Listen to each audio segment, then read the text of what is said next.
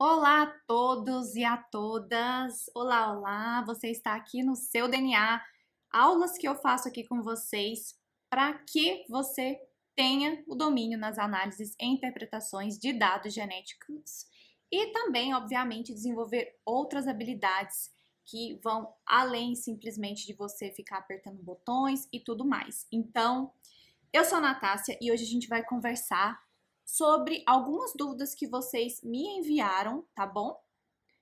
Dentro do contexto da genética de populações hoje, que foram perguntas bem interessantes, porque acredito que são de pessoas que estão trabalhando com essa parte de pesquisa. Mas se você não trabalha ainda, fique tranquilo, fique tranquila, que eu acho que essa experiência, essas dúvidas das outras pessoas podem contribuir bastante com as suas pesquisas, beleza? Gente, antes da gente entrar nessas perguntas, vamos só recapitular aqui o que seria a genética de populações. É importante que você tenha em mente a teoria, os conceitos, porque sem esses conceitos você não consegue fazer as interpretações a contento, você não consegue fazer as escolhas adequadas das suas análises que você tem que fazer. Ah, Nath, eu tenho que fazer todas as análises do multiverso? Não. Eu tenho que saber todas as análises de todas as linhas temporais? Não, não tem. E a gente vai conversar sobre isso, eu não sei se amanhã, enfim, a gente vai conversar aí durante todas essas semanas com as nossas aulas de aquecimento, mas o que eu preciso que você saiba é que genética de populações estuda origem, quantidade e distribuição de variação genética, tá? Então, a gente tem três aspectos aqui. Suas perguntas, elas têm que estar, do seu trabalho de pesquisa, norteadas por esses três aspectos: a origem, a quantidade e a distribuição da variação genética, e a gente tem que ainda incluir a questão temporal e a questão de espaço. Porque pensa, se eu estou querendo estudar a distribuição da variação genética, eu tenho que incluir a questão do espaço. E por que a gente inclui tempo? Porque quando a gente fala de genética de populações, nós estamos falando de gerações. E aí vocês não podem esquecer também de incluir o que? Conceitos de biologia evolutiva. Genética de populações, genômica de populações, não anda sem a biologia evolutiva. Gente, direto o pessoal fala, mas genômica de populações não é genética de populações. Meu pai amado, da onde? O que acontece? A forma da gente analisar o dado genético, a quantidade de amostragem do dado genético, obviamente, é diferente. Mas a teoria que a gente tem, fluxo gênico, por exemplo, que é uma coisa que você tem que entender certinho, tá dentro dos fatores evolutivos. Você não consegue explicar genética de populações sem incluir esse fator evolutivo, que é o fluxo gênico, por exemplo. Qual que é a diferença? Tipo assim, fluxo gênico é fluxo gênico, não importa a abordagem que você está falando. Por isso que é importante que a gente tenha essa parte de conteúdo, essa parte de conceitos bem delimitado para que a gente consiga avançar e chegar próximo do nosso domínio, porque não é só ficar apertando o botão igual um louco, uma louca desesperada. Não é só isso. Isso não te leva a lugar algum. Rodar a análise, dar play lá e beleza, não vai te levar para canto nenhum. Isso não te dá o domínio, muito menos a autonomia. Mas vamos lá então as perguntas que nos foram enviadas, e se você tiver alguma dúvida, aqui eu fiz uma, digamos assim, um resumão, né? É sobre PCR multiplex, tá? E aí, também sobre seleção de marcadores moleculares para os estudos genéticos. Então, eu vou responder tudo dentro desse grande bolo aqui falando sobre a PCR. Quando a gente está trabalhando aqui com o domínio nas análises, eu não olho tanto para essa parte de bancada, porque isso aí é uma parte mais técnica que você pode, inclusive, colocar, sei lá, contratar um serviço ou não, enfim, para fazer. Mas a parte de bancada, a parte de análise em si, eu acho que é muito importante que você tenha consciência das suas escolhas. Mas algumas escolhas dentro das suas análises, elas são impactadas se você também não tem uma boa estratégia de seleção dos seus primers e até mesmo dessa parte de bancada, tá? Então a gente tem que ter estratégia para fazer isso. Por isso que eu vou responder essas perguntas aqui, porque eu também acho que elas te aproximam do domínio nas análises. Inclusive, isso é tão sério, né, que a gente tá falando de conceitos, né, que eu já... Engraçado, esses tempos atrás eu recebi um e-mail de uma aluna, e o que que aconteceu? No laboratório da galera, eles estavam lendo um artigo e tudo mais para poder aplicar uns marcadores microsatélites num projeto lá. E aí estava escrito lá, primer, e o nome da espécie. E em algum momento do artigo estava escrito microsatélites. Só que a gente tem que pensar uma coisa, gente. Pessoas que escrevem artigos erram. Deixa eu contar esse negócio para vocês que talvez vocês não saibam. Mas tem um monte de erro nos artigos. A gente vai conversar, a gente vai ter uma aula só sobre isso, tá? E aí, tava lá escrito. Beleza. Aí as pessoas compraram o marcador e tudo mais. Só que a pessoa tava achando estranho, porque, uai, como assim, né? Só tinha uma fita. Só que o que eles compraram, na verdade, era um outro tipo de marcador, é um marcador dominante. Nos marcadores dominantes a gente não consegue identificar o heterozigoto, e aí gastou uma grana para fazer um trabalho que seria de estrutura genética, de genética de populações de uma dada espécie, com microsatélites. Então, olha só como isso daí impactou toda a cascata da pesquisa. Então, gastou dinheiro, não vai usar, e não era o marcador adequado.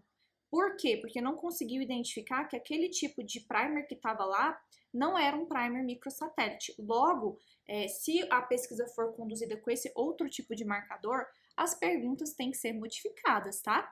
Então, essa é uma parte muito importante que, de fato, vai impactar lá na sua pesquisa, vai impactar nas suas análises, beleza? Então, tá. Então, vamos lá. Primeira coisa, a pergunta que me veio foi a seguinte: como que a gente pode fazer para utilizar a PCR multiplex, sendo que a galera tá um pouco sem grana, então a multiplex é um tipo de estratégia que você pode fazer que pode te ajudar bastante nesse sentido, tá? De reduzir os custos. Por quê? Quando a gente vai fazer a PCR, você pode usar só um único marcador, um único primer ali no pocinho, e você vai genotipar aquilo. Então aqui a gente tá falando de PCR, amplificação, tá, dos alelos, para que a gente tenha a nossa matriz, então, de dados, e aí a gente consiga analisar.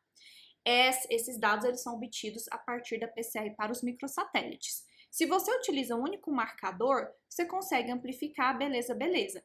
A estratégia multiplex, você utiliza mais de um marcador num pocinho, tá? Lá para você fazer sua PCR. Nath, é possível fazer isso? É possível fazer isso. Qual é a estratégia para que você faça isso? Você precisa de marcadores de microsatélites que tenham tamanhos distintos de fragmento. Por que tem que ter tamanho distinto de fragmento?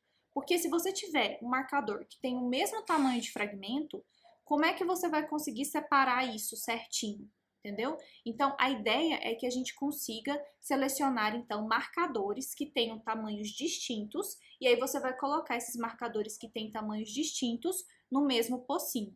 Então, por exemplo, supondo que eu tenho, sei lá, isso aqui é a amplitude do meu alelo de um determinado microsatélite que eu estou estudando, tá? Então, faz de conta que ele vai de 150 a 300 pares de base. E aí, eu tenho um outro aqui que ele tá de 150 a 200. Percebe que ele vai ter uma sobreposição no tamanho?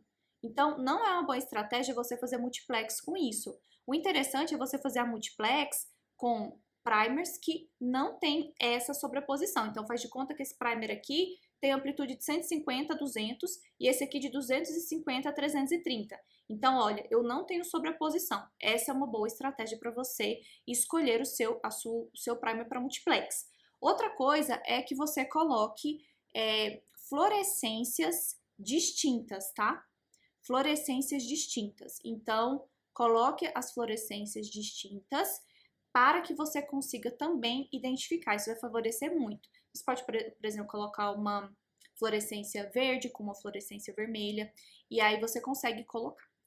Qual que é o problema da multiplex? Algumas vezes, gente, tem alguns organismos que simplesmente não funciona bem. Às vezes você vai gastar mais dinheiro colocando uma multiplex, tá? Do que se você fizesse separadamente em virtude do número de falhas. Então, tome cuidado com isso, porque às vezes você vai gastar um tempão lá na bancada tentando fazer essas otimizações de multiplex e aí você vai ter que repetir. Aí a parte que importa para você enquanto pesquisador é o quê? É você analisar o seu dado, dar sua contribuição científica, é você pegar ali os seus dados, discutir aqueles dados, interpretar aqueles dados, trazer para o mundo os seus achados. Se você fica muito tempo preso na bancada, aí você não tem tempo de fazer o que interessa, que é analisar e escrever. Então, só toma cuidado com isso, porque algumas vezes você pode optar por fazer isso e isso não vai ser uma boa coisa para você. Isso significa que nunca vai funcionar a multiplex? Eu não disse isso, não significa que nunca vai funcionar a multiplex, não é isso. É que para alguns casos você tem muito mais prejuízo em termos de falha e de tempo, beleza? Aí vamos lá, vamos para a próxima pergunta aqui. Por que precisa avaliar integridade dos dados de microsatélites? E a outra coisa era, o que é a integridade dos dados? Imagino que sejam os dados microsatélites. Então, eu coloquei essas duas perguntinhas juntas, porque daí a gente já consegue respondê-las aqui, tá bom? Gente, seguinte, vou começar falando o que é a integridade dos dados microsatélites. O que é isso? Porque realmente direto a gente escuta falar, tem que avaliar a integridade dos dados. Mas como assim? Eu não tirei um negócio lá, o trem não tá certinho, o alelo, ele não tem integridade, ele não tem um pico lá. Não é isso. Quando eu tô falando de integridade de dados microsatélites, eu não tô falando da existência de um pico lindo, maravilhoso, porque, gente, de verdade, às vezes confunde mesmo. Às vezes a gente pensa assim, não, integridade dos dados, né? O pico tá perfeito. Não tem nada a ver com isso, não confundam. Várias pessoas já me enviaram dúvidas dessa forma. E o que é essa integridade dos dados? É o seguinte, quando a gente faz lá a nossa PCR marota, linda, maravilhosa, com os microsatélites, podem ocorrer alguns erros de genotipagem, tá? Alguns erros de genotipagem. Quais são esses erros? Por exemplo, pode ser que tenha uma alta presença de stuttering, tá? Que são umas bandinhas que são amplificadas, mas que não são o alelo verdadeiro. Se a gente tem muita presença de stuttering, então essas amplificações que são um pouquinho menores do que o tamanho real do fragmento, e eu considero esse stuttering como um alelo, eu estou fazendo o quê? Cometendo erros. Se eu erro a matriz de análise, o que vai acontecer? Vai dar muito ruim, gente. Vai dar muito ruim. Não vai dar bom. Por quê? Porque você vai estar fazendo a análise toda em cima de um dado errado. Por isso que, assim, até lá no curso, no método DNA, eu bato muito com os alunos. Gente, tem que olhar isso, porque a pior coisa do planeta é você ter que repetir uma análise. E é por isso que eu falo, não é só apertar botões. Você não tem que sair igual um louco apertando botões achando que tá tudo certo. Por quê? Se você tiver com a matriz errada dos seus genótipos, e aí você aperta os botões de forma correta, né? Você vai lá, escolhe o parâmetro certo, ou simplesmente usa o default do seu programa, o que vai acontecer? Você vai ter um resultado errado, e aí você vai discutir as coisas erradas. Então, você tem que cuidar muito dessa parte. Então, nós temos programas que avaliam essa integridade dos dados, tá? Stuttering é só uma dessas coisas que nós avaliamos. Então, se a gente tem presença de stuttering, é um indicativo que os nossos dados não têm uma integridade tão bacana. E a gente tem que considerar isso dentro da nossa discussão. Falar, olha, a gente encontrou stuttering aqui, tem presença de stuttering, tá? Outra coisa que está inclusa dentro da integridade dos dados, e eu acho que essa aqui é a sacada, anota esse trem aqui se você trabalha com genética de populações. Por quê? Calma aí que eu vou organizar meu pensamento, é que eu lembrei e fui pensando várias coisas. Que é o seguinte, gente, alelos nulos. A presença de alelos nulos é uma coisa que nós não queremos dentro dos nossos genótipos. Mas o que seria um alelo nulo dentro do nosso genótipo? É o seguinte, seria um alelo que ele está presente nas nossas populações, ele está lá, mas você não consegue o quê? Você não consegue fazer a danada da genotipagem dele. Então, ele existe, ele está lá, mas você não consegue encontrá-lo na genotipagem. Como assim você não consegue encontrar na genotipagem? Porque é o seguinte, vamos pensar que a gente tem esse fragmento aqui. Imagina que esse lápis maroto seja o fragmento que você quer... Ui! Bati no computador. Que você quer amplificar, tá? Aí a gente tem uma região de ancoragem do nosso microsatélite para que a gente tenha a reação de PCR e ela consiga fazer cópias dessa região ou amplificar essa região de interesse de estudo, tá? Só que, por alguma razão, pode ser que tenha uma mutação bem aqui nessa região de ancoragem e o seu primer não vai conseguir fazer o pareamento, tá? A gente não vai conseguir ter uma ancoragem desse primer aqui. Se não tem esse pareamento, essa ancoragem, vai ter amplificação? Não. E não vai ter amplificação porque o alelo não existe? Não, o alelo existe. Só que a gente não conseguiu genotipar. E isso vai impactar o quê?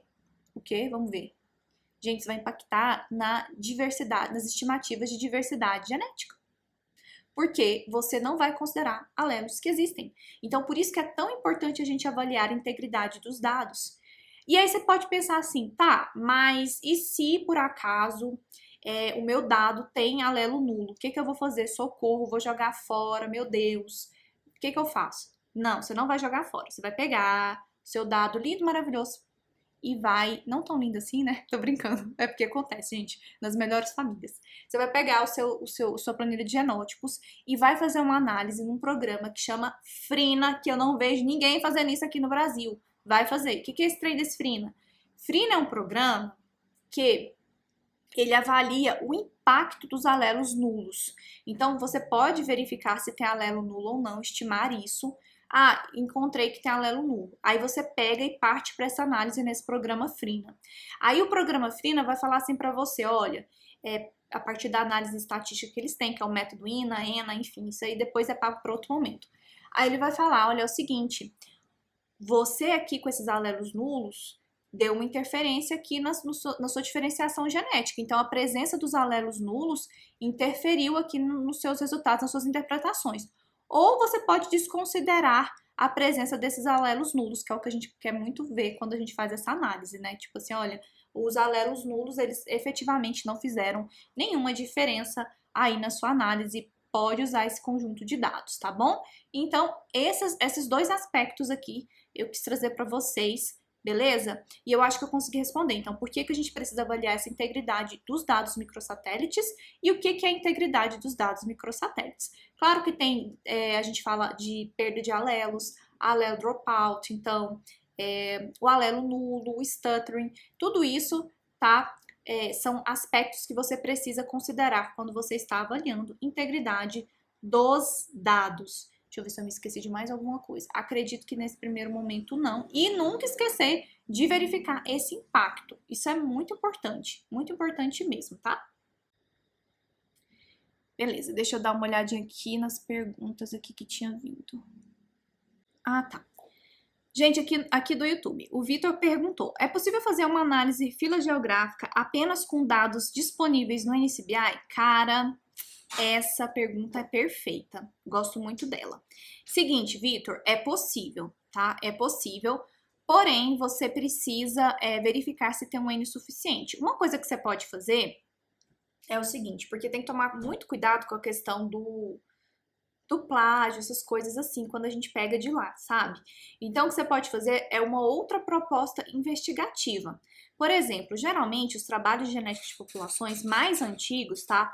Eles não usavam algumas abordagens que hoje são muito legais de serem exploradas, porque na época não tinha essas análises. Por exemplo, análises no BEAST, para você fazer datação, análise de dispersão no BEAST também, que você consegue ver a data em que as linhagens foram dispersas, simulação de cenário dentro do DIU-ABC. Então, se você não tiver nenhum dado seu para acrescentar, você pode pegar esse conjunto de dados disponível e aí você faz uma outra abordagem filogeográfica, entendeu? Porque aí você vai ter outras perguntas para você responder em cima daquilo lá. Então, aí é plenamente possível ser feito, né?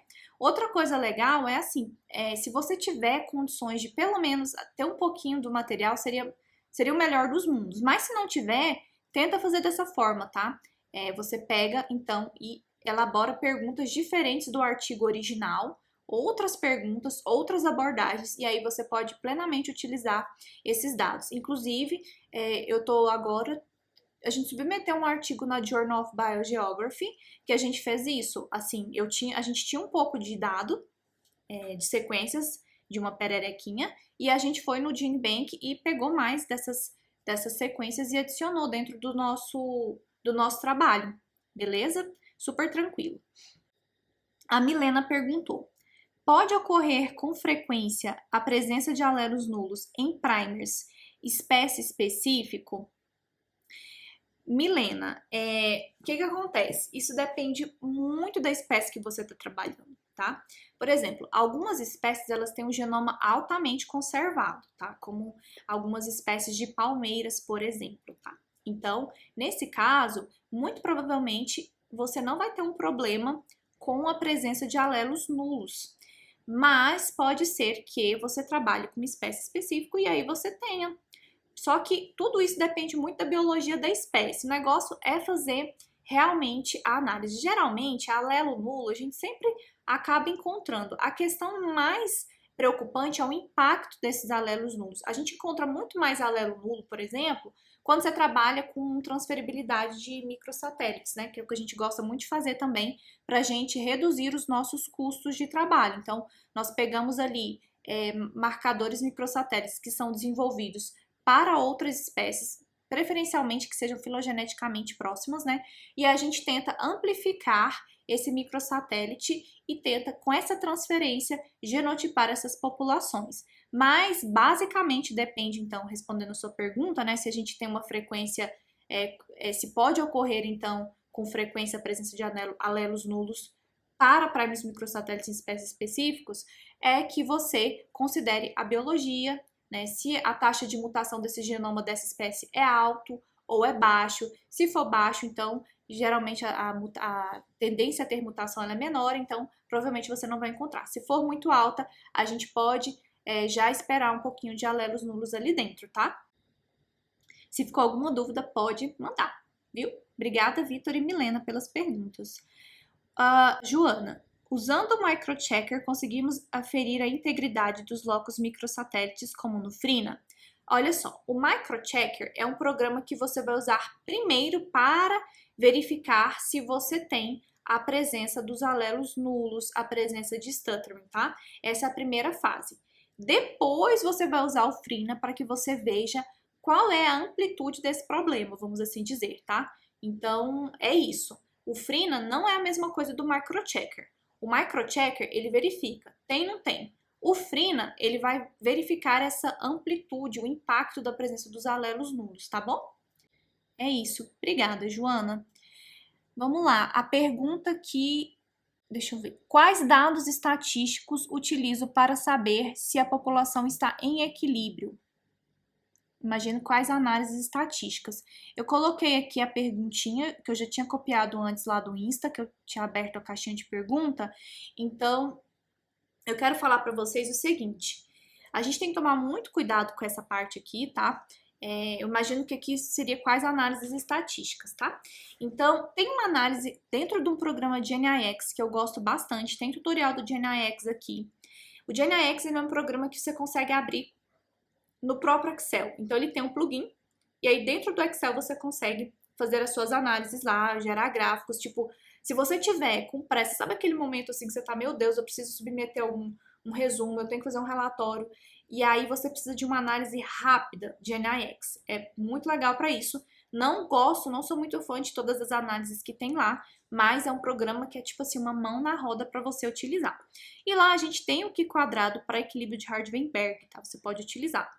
Eu, Natácia, não gosto muito. Inclusive, sobre isso, nossa, gente, eu já passei uma vergonha muito grande. Na minha época da graduação, na minha defesa de graduação do meu TCC, ai, Deus. O que aconteceu? Eu achava que eu tinha que usar... Gente, não é pra vocês rirem, tá? Mas é porque eu vou trazer aqui, vamos dizer, as presepadas pra ver o que acontece com todos nós, né? E por que hoje, tipo assim, eu luto tanto pra que todo mundo consiga fazer as suas análises com segurança, sabe? Com tranquilidade, que consiga ter um passo a passo para que você faça as suas coisas sem precisar passar por momentos constrangedores. O que acontece com todo mundo, a gente também não precisa ficar preso no passado, não, mas é muito bom a gente cuidar da gente, da nossa saúde mental e assim por diante. Mas vamos lá, voltando lá na minha defesa, né? Há mais de 10 anos atrás, estava eu lá. E eu achava que a gente tinha que usar o Q quadrado que a gente tinha dentro dos livros para verificar se a nossa população estava em equilíbrio. Porque, afinal de contas, eu tinha visto que era assim que fazia. Ninguém me contou que eu tinha que aplicar outra coisa. E aquele teste lá, a gente utiliza nos livros didáticos, nas disciplinas e tudo mais, mas é para a gente compreender a teoria ali por trás do teste. A gente não utiliza o Q quadrado para as nossas publicações. Então, o que eu sugiro você a fazer é utilizar o programa Genipop. O Genipop, ele tem tanto online quanto o programa mesmo, e também tem um script dele no R, então você consegue utilizar. E aí eu trouxe aqui para vocês um exemplo de como você pode fazer isso, como você pode utilizar essa análise retirada de um artigo que eu fiz, tá? E o que acontece? Primeira coisa, o teste que eu sugiro você utilizar seria um teste que a gente chama de U-Test, teste U, ou o teste de equilíbrio de Hardt-Weinberg dentro do Genipop. E lá a gente tem por hipótese nula que há uma união aleatória dos gametas. E quando a gente tem uma união aleatória dos gametas, é o que a gente espera encontrar dentro do equilíbrio de Hardt-Weinberg, que é um cenário hipotético, e nós utilizamos esse cenário hipotético para, a partir dele, conseguir fazer interpretações, porque se eu pego um modelo nulo e verifico que os meus dados não se encaixam nesse modelo nulo, eu consigo então investigar o que pode estar por trás, tá bom? Ok, então, seguinte, esse programa, ele tem um teste em que a gente pode verificar se as populações, elas apresentam um déficit de heterozigotos ou a gente pode verificar se a gente tem um excesso de heterozigotos. Porque se eu tiver um déficit de heterozigotos, eu provavelmente não tenho uma população em equilíbrio de Hardt-Weinberg.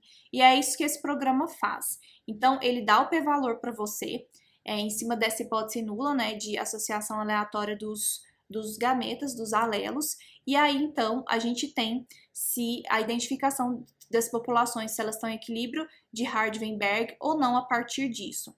Quando a gente está em equilíbrio de Hardt-Weinberg, uma coisa bem curiosa de se observar é que geralmente o seu F, o seu coeficiente de endogamia, ele não é significativo, você não vai encontrar endogamia nas populações. Então, sempre que você for fazer a sua análise de equilíbrio de Hardt-Weinberg, também faça essa interpretação associando com o seu F, porque o F, ele é um parâmetro que vai te mostrar questões de endogamia. Se eu tenho endogamia, eu tenho cruzamento entre aparentados. Se o cruzamento entre aparentados, eu não tenho um encontro aleatório desses gametas nas populações. Logo, eu já tenho uma quebra dos pressupostos do equilíbrio de Hardt-Weinberg. Então, você pode associar essas duas questões para que você identifique se essas suas populações estão ou não em equilíbrio, tá bom? Tá, a próxima pergunta foi: terá análise de dados e compreensão dos resultados no Arlequim? Gente, eu imagino que essa pergunta tenha sido para a semana do DNA Pop. E o que acontece? Na semana do DNA anterior, há 8 meses atrás, por isso valorizem essa pessoa, se inscrevam aí, demorou muito para abrir novamente esse evento. A gente teve uma prática só com o Arlequim, a gente assim destroçou o Arlequim, mas porque a gente já fez isso, agora eu vou trazer outra análise, né? Então a gente vai trabalhar com o Structure, mas tem um monte de aula aqui no YouTube que eu fiz para o Arlequim. Só que eu quero mostrar, então, para a pessoa que perguntou, pelo menos uma noção de como é esse arquivo de entrada do programa Arlequim para os microsatélites, beleza? Essa parte aqui de input é uma parte que a gente perde muito tempo e a gente vai ter uma aula agora dentro das lives de aquecimento só sobre como você pode montar o seu arquivo de entrada de uma forma inteligente, sem ficar mexendo com isso na mão, viu? A gente vai modificar uma coisinha ou outra na mão, mas esse negócio de mexer na mão é só para dar dor de cabeça. Então, esse aqui é o modelo de arquivo de entrada do Arlequim, e aqui são com os microsatélites. O que acontece? Você tem que colocar a sua tabela de genótipos aqui dentro desse arquivo. A extensão do arquivo é .arp.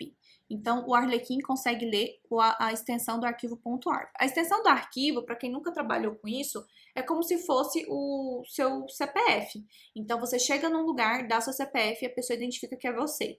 Então, o .arp é o CPF do arquivo de entrada do Arlequim. Quando você coloca .arp, ele vai conseguir ler. Torcemos para isso quando a gente não erra, né?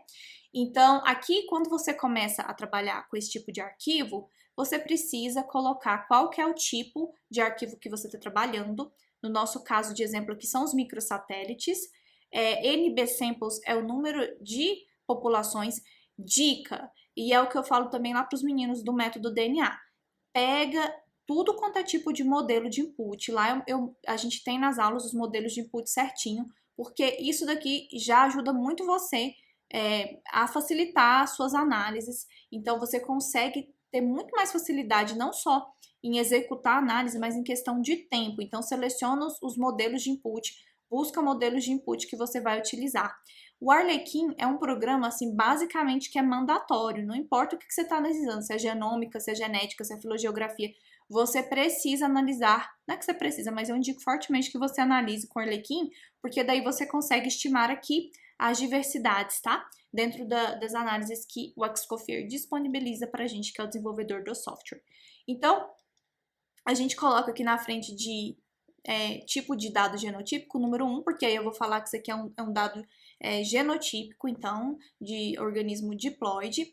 E aí, depois que a gente tem essa parte aqui do cabeçalho, a gente desce e coloca quais são os locos que a gente genotipou e, posteriormente, a gente vai colocar os genótipos. Como que a gente faz isso? A gente coloca aqui o nome da amostra, o nome dessa população. Então, aqui, o nome da minha população é POP1. O tamanho dessa amostra em sample size, eu tenho 30 indivíduos. E aí, em sample data, eu vou colocar um igual, abro aqui o colchete e aí eu começo com a tabela de genótipo. Sendo que a forma de você organizar essa tabela de genótipo, ela é um pouquinho diferente de outros programas. Como assim, Natácia? É assim, ó. Vamos olhar aqui, eu estou selecionando o indivíduo 1, tá? Na primeira linha eu tenho um alelo que corresponde a ele, na segunda linha eu tenho um alelo que também corresponde a ele. Essas duas linhas formam o genótipo desse indivíduo. Então, geralmente, nos programas que a gente utiliza de genética de populações, a gente vê esse genótipo um do ladinho do outro. Quando você trabalha com Arlequim, não é assim, é um embaixo do outro. Então, aqui eu tenho o genótipo, nessa primeira linha aqui, mas eu tenho o alelo A, que é o 137, e o alelo B, que é o 145. 137 e 145 é o genótipo do primeiro primer que eu genotipei. Quando eu venho aqui para essa segunda coluna, eu tenho 163 e 163. Esse aqui é o genótipo do segundo primer correspondente ao indivíduo 1. Então, diferente dos outros programas, eu não vou olhar um ao lado do outro. O 137 e o 163 não formam um genótipo. Eles são alelos de primers diferentes. Essa aqui é um ponto muito importante para você que nunca mexeu com Arlequim, tá bom? E aí, depois disso aqui, a gente pode, se você tiver mais de uma população, que geralmente a gente trabalha, né, dentro da genética de populações, você fecha aqui com uma chavinha, começa com aquela mesma estrutura que eu expliquei anteriormente, insere novamente a sua tabela de genótipos, fecha tudo isso com uma chavinha também, e aí, pronto, é só mandar rodar, que vai funcionar tudo bonitinho, tudo belezinha, tá bom? E é isso. Chupi. Bem tranquilo, né? Não é tão difícil assim, não. Mas assim, gente, isso é prática, tá? Você vai juntando aí inteligência e vai dando tudo certo. O Arlequim é um programa legal para, tipo, basicamente quem trabalha com isso mexe com o Arlequim, tá? Eu aconselho fortemente que você aprenda a trabalhar com ele. Não esquece de se inscrever na semana do DNA Pop, tá aqui comigo. Vai lá, se inscreve para poder mandar as coisas para você e compartilha. Gente, eu fiquei inclusive muito feliz porque vocês estão compartilhando, geralmente não compartilhava, e agora a galera tá compartilhando muito, salvava demais, e eu fiquei no pé, e agora a galera tá compartilhando, então estou super feliz, porque eu tenho certeza que você tem algum amigo ou alguma amiga que trabalha com isso, que precisa, e que com certeza vai fazer a diferença no trabalho que ela está desenvolvendo, seja ela técnico, professor, pós-graduando, enfim, pesquisador. Eu sei que isso daqui pode ajudar bastante, e eu quero agradecer você que esteve aqui comigo. Muito obrigada pela sua presença. Se você ficou com alguma dúvida, coloca aqui pra mim. Vai ser um prazer te responder. Fica comigo aqui nessas lives de aquecimento. A gente tem muita coisa bacana, muita experiência do campo de batalha que com certeza pode te ajudar bastante dentro do seu caminho rumo ao domínio das análises e interpretações dos dados, tá? Em genética de populações. Eu te espero amanhã, 10 horas. Amanhã a gente tem também mais uma live marota pra gente, ó, mexer o doce, aquecer isso daí, para que você tenha o seu DNA. Curte o vídeo, compartilha e eu te espero. Até uma próxima. Tchau!